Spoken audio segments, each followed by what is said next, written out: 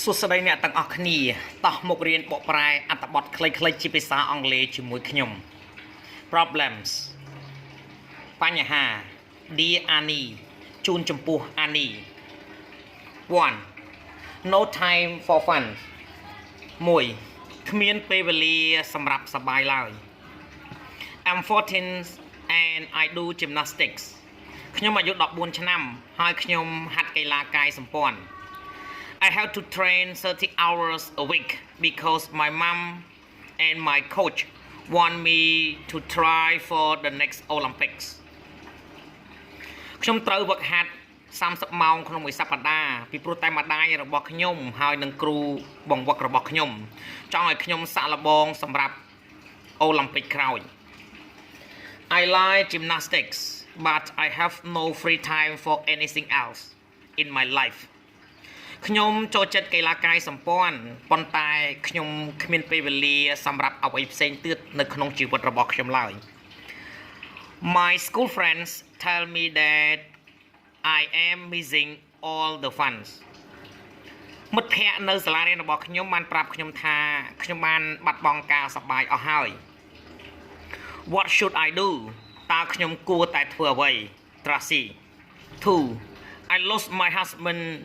to a game 2ខ្ញុំបានបាត់បង់ប្តីរបស់ខ្ញុំដោយសារតែលេងហ្គេម My husband started playing online computer game last year ប្តីរបស់ខ្ញុំបានចាប់ផ្ដើមលេងល្បែងតាមកុំព្យូទ័រ online កាលពីឆ្នាំទៅ Since then he has lost all interest in everything else even me and our babyចាប់តាំងពីពេលនោះមកគាត់បានបាត់បង់នៅការចាប់អារម្មណ៍ទាំងអស់នៅអ្វីផ្សេងទៀតសូម្បីតែខ្ញុំហើយនិងកូនរបស់ពួកយើង He starts playing as soon as he get up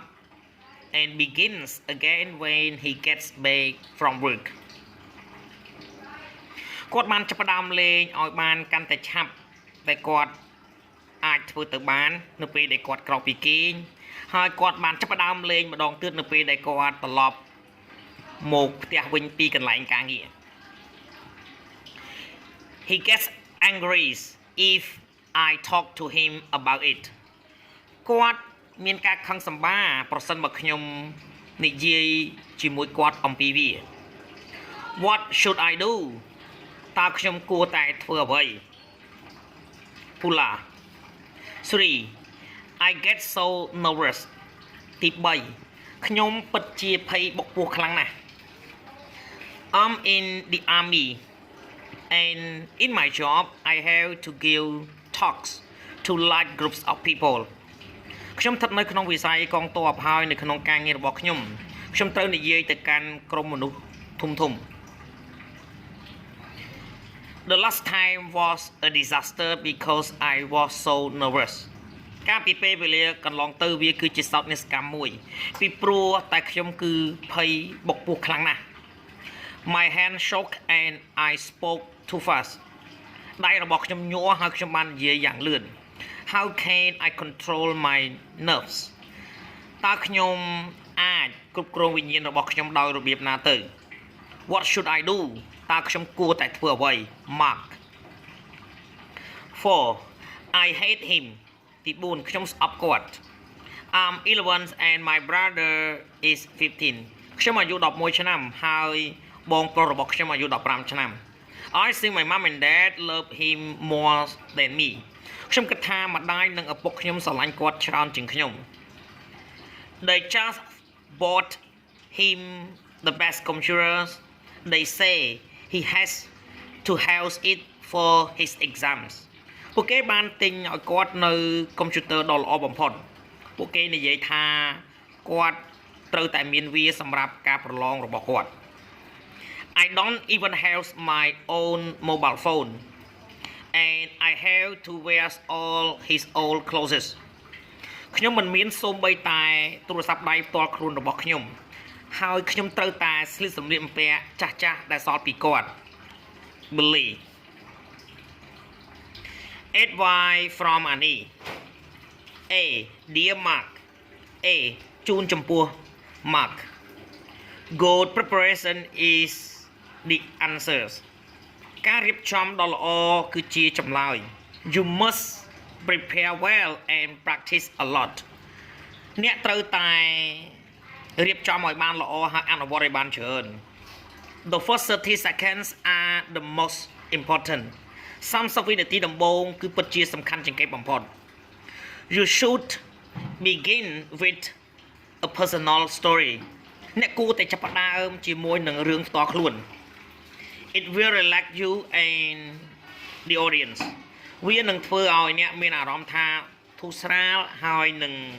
ទស្សនិកជន B dear Paula B ជូនចំពោះ Paula more and more people worldwide have become addicted to this មានមនុស្សកាន់តែច្រើនឡើងពីពេញពិភពលោកបានคล้ายទៅជាញៀនអំពីបញ្ហានេះ he must get professional help but this is difficult because he won't accept that he has a problem គាត់ត្រូវតែទទួលបានការជួយជាលក្ខណៈវិជ្ជាជីវៈប៉ុន្តែនេះគឺពិបាកណាស់ពីព្រោះគាត់នឹងមិនទទួលស្គាល់ថាគាត់មានបញ្ហាឡើយ I think you should show him these letters and visit the website organan.org ខ្ញុំគិតថាអ្នកគួរតែបង្ហាញគាត់នៅសំបុត្រនេះហើយទៅមើលគេហទំព័រ organan.org C dear Billy C ជូនចំពោះ Billy these feelings are very common between brother and sister អារម្មណ៍ទាំងនេះគឺវាសាមញ្ញណាស់រវាងបងប្អូនប្រុសស្រី I'm sure your parents love you and your brother just the same so you shouldn't worry about this ខ្ញុំច្បាស់ថាឪពុកម្ដាយរបស់អ្នកស្រឡាញ់អ្នកហើយនឹងបងប្រុសរបស់អ្នកដូចគ្នាដូច្នេះអ្នកមិនគួរព្រួយបារម្ភអំពីរឿងនេះឡើយ When you older you get your own phone and your own clothes នៅពេលដែលអ្នកធំឡើងអ្នកនឹងទទួលបាននៅទូរស័ព្ទផ្ទាល់ខ្លួនរបស់អ្នកហើយនឹងសម្លៀកបំពាក់ផ្ទាល់ខ្លួនរបស់អ្នក D dear Tracy D ជូនចំពោះ Tracy in fact is that to get to the top in sport you have to train very hard indeed តាមពិតទៅគឺថាដើម្បីក្លាយទៅជាមនុស្សកំពូលនៅក្នុងកីឡាអ្នកត្រូវតែវឹកហាត់ឲ្យខ្លាំងក្លាតាមពិតទៅ You should talk to someone else about your doubts អ្នកគួរតែនិយាយទៅកាន់នរណាម្នាក់ផ្សេងទៀតអំពីការសង្ស័យរបស់អ្នក I don't think you should listen to just your friend ខ្ញុំមិនគិតថាអ្នកគួរតែស្ដាប់គ្រាន់តែមិត្តភក្តិរបស់អ្នក Brothers and sister បងប្អូនប្រុសស្រី 1 David I'm one of the 3 brother ខ្ញុំគឺជាកូនម្នាក់ក្នុងចំណោមបងប្អូនប្រុស3នាក់ I'm the middle one ខ្ញុំគឺជាកូននៅកណ្ដាលគេ There was just Mark my elder brothers and me for years មានគ្រាន់តែ Mark គឺជាបងប្រុសរបស់ខ្ញុំហើយនឹងខ្ញុំអស់រយៈពេលជាច្រើនឆ្នាំ I like that I like being the babies but then Rob was born when I was 7 and I was so jealous ខ្ញុំចូលចិត្តបែបនោះខ្ញុំចង់ខ្លាយទៅជាកូនពៅគេ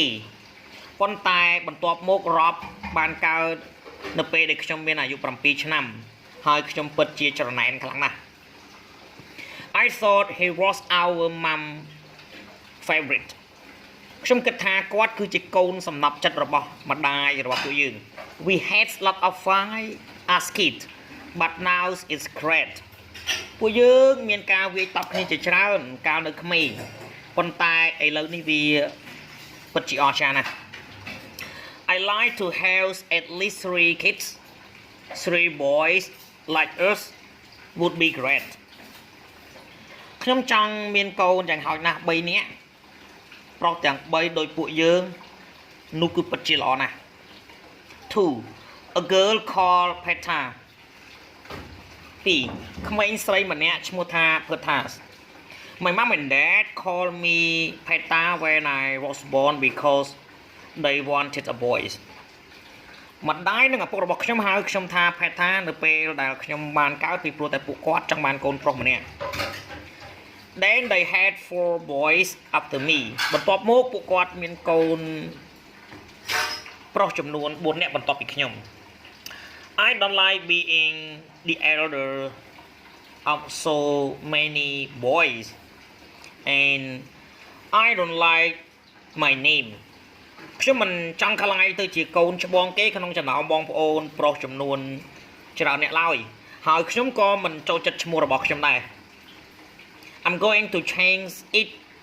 to Petra's when I'm 18 ខ្ញុំនឹងបដូរវាទៅជា Petra វិញនៅពេលដែលខ្ញុំមានអាយុ18ឆ្នាំ I quite like the baby Henry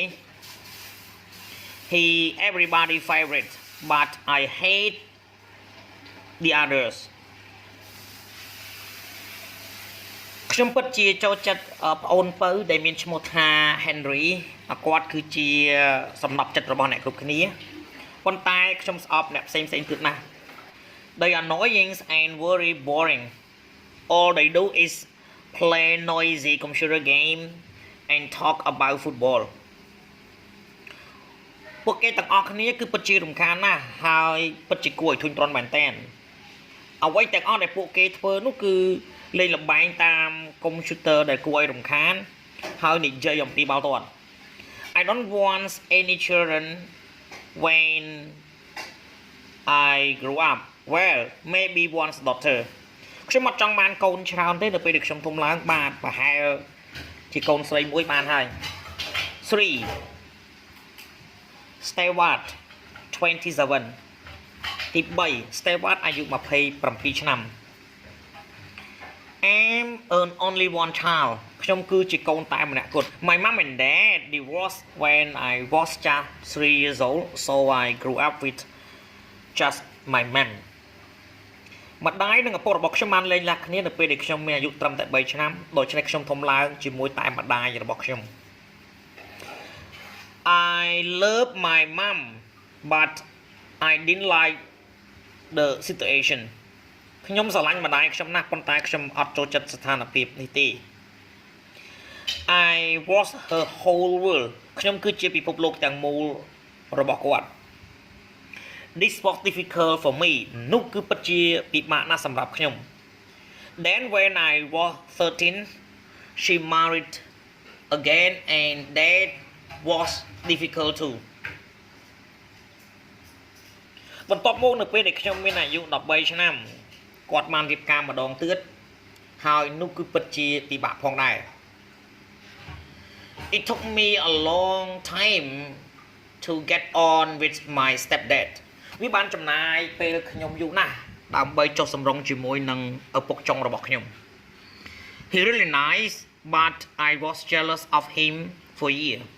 គាត់គឺពិតជាល្អណាស់ប៉ុន្តែខ្ញុំបានចំណែនជាមួយនឹងគាត់អស់រយៈពេលជាច្រើនឆ្នាំ I just got married ខ្ញុំទើបតែបានរៀបការ My wife an only child too and we both definitely want to have lot of children ប្រពន្ធរបស់ខ្ញុំក៏ជាកូនតែម្នាក់ផងដែរហើយពួកយើងទាំងពីរនាក់ពិតជាចង់បានកូនច្រើន